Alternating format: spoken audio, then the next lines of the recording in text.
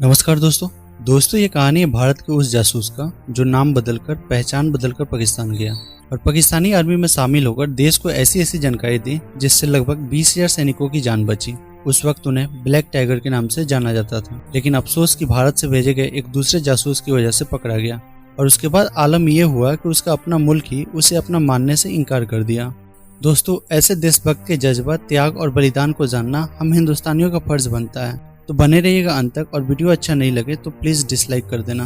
दोस्तों, इस कहानी की शुरुआत होती है श्रीगंगानगर के एक लड़के से जिसका नाम था रविंद्र कौशिक। कौशिक की शुरुआती पढ़ाई श्रीगंगानगर के एक सरकारी स्कूल में हुई। रविंद्र कौशिक को अभिनय और मिमिक्री का बहुत शौक था। एक बार लखनऊ में नेशनल थिएटिकल फेस्टिवल में हिस्सा लिया था, तभी उस शो को देखने के लिए रॉ का एक एजेंट वहां पहुंचे थे।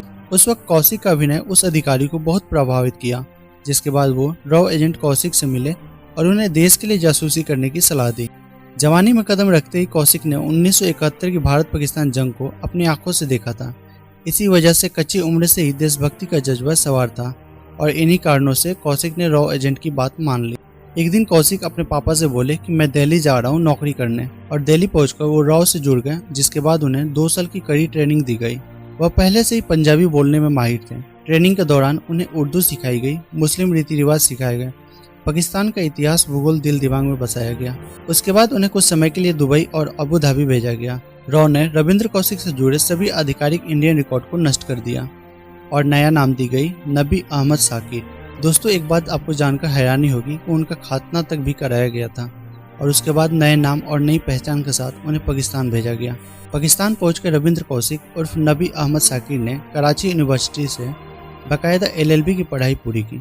पढ़ाई पूरी होने के बाद उन्होंने सोचा कि पाकिस्तान की खुफिया जानकारी पाना हो तो सेनाओं के बीच रहना पड़ेगा।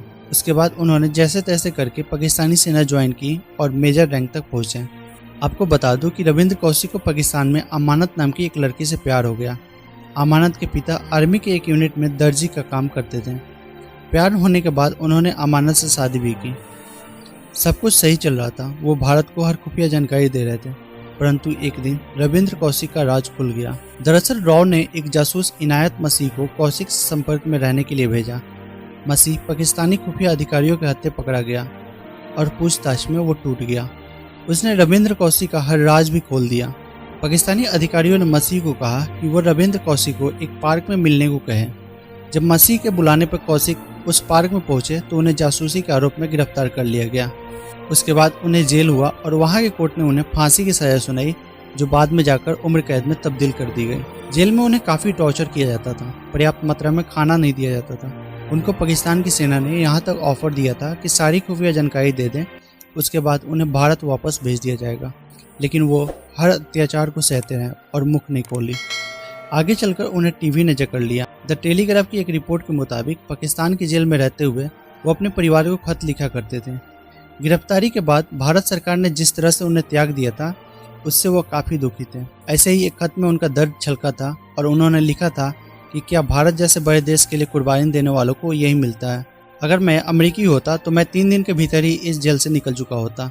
यह खत लिखने के अगले 3 दिन बाद नवंबर 2001 में टीबी और दिल का दौरा पड़ने से उनका मौत हो गया और अफसोस कि देश के लिए मर मिटने के बाद भी उनका शव वापस नहीं आ सका। उन्हें मुल्तान के सेंट्रल जेल में दफना दिया गया।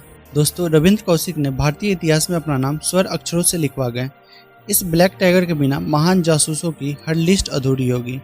आपके क्या विचार हैं ऐसे महान जासूसों के प्रति, कमेंट करके जरूर बताना, और वीडियो अच्छा लगा हो तो लाइक और सब्सक्राइब जरूर करना। अब तक के लिए जय हिंद दोस्तों।